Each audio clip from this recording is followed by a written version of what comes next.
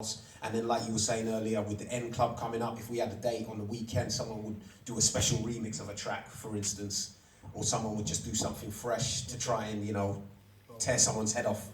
It was a friendly rivalry. Exactly. That's all. It was a good rivalry. If someone came down to the studio and played the tune, other producers would be like, you know what, I'm going to do something and better. it kept the buzz there. It kept the buzz going, and everyone was really. It was a fertile ground for tunes, and that's why you can hear it around that era. Everyone was really on that buzz thing. But with the conflict thing, we had invested all that time with them, and then they had made Messiah, and then obviously. If you're not drum and bass, you've heard Messiah. Let's take it back a bit. Go on, Conflict, right? They sent demos out to everyone, and we mean everyone. Ed Rush, Groove Rider, you name it, they sent demos. Back then, you'd get like I still think you do now, you get a letter for the letterbox and you've got something to collect the post office. No one bothered to collect any of the demos, yeah? Wow. So, yeah, so that was the introduction. Then obviously we caught wind of it, and you can hear that the boys are going to be big.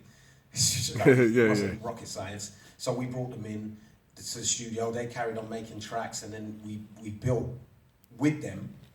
Then they made Messiah. Then obviously at the time, Bad Company were big, and that label. Take the story back a bit. Bad Company left. Okay, so he wants to give you the gory details. So. No, that's good. Okay, so D-Bridge, Maldini, and Fresh were on Hardware. We had a thing called Black Thursday, which was when all the artists left the label. And they left because he wanted to sign them. I said to them, look, we've got to the point where I want to sign you on a contract. You know, they were like, no, we don't want to sign. So I gave them, oh, mate, if you want to sign, then hit the door. So anyway, they left. And then, so there was animosity there already because they went on to make Bad Company. So obviously I was like, okay, we need to regroup. So then we found conflict. So fast forward, they made Messiah. Yeah, they made Messiah, and then Fresh, being Fresh, called up Kemal and was like, I want that tune, and I'm only going to tell you once, or I'm only going to ask you once, or whatever. So obviously Kemal came to me, being starstruck, was like, oh, we want to give the tune to BC. I'm like, no, you're not giving the tune to BC, because we had a verbal agreement, a gentleman's agreement, and the tune's coming out.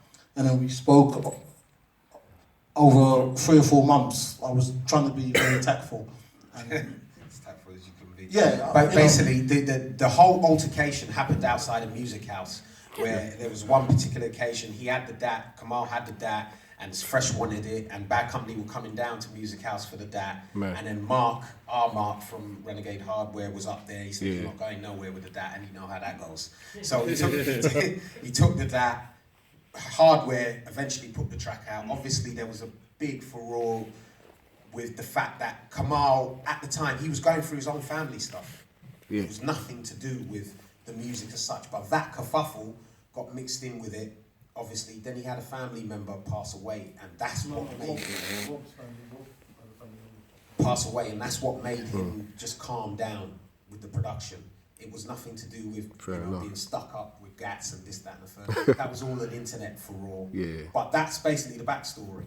We invested time in an artist. They did their biggest tune, wanted to give it to someone else. So how do you feel hang on. Like Fresh, yeah?